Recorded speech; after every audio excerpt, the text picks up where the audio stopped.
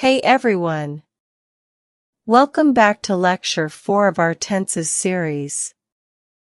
Today, we're learning about the present perfect tense, a tense that connects the past to the present. It's super useful, so let's get started. What is present perfect tense? The present perfect tense is used to talk about actions that happened in the past, but are still important or connected to the present. Formula. Subject plus have has plus past participle, third form of verb. 1. For I, you, we, they. Use have plus past participle. For example, I have finished my homework.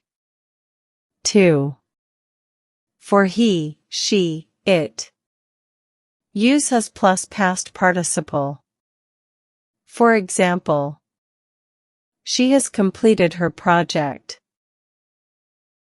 When to use present perfect tense.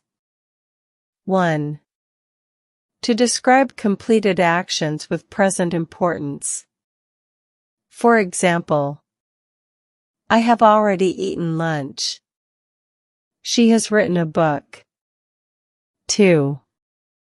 To describe actions that started in the past and continue now.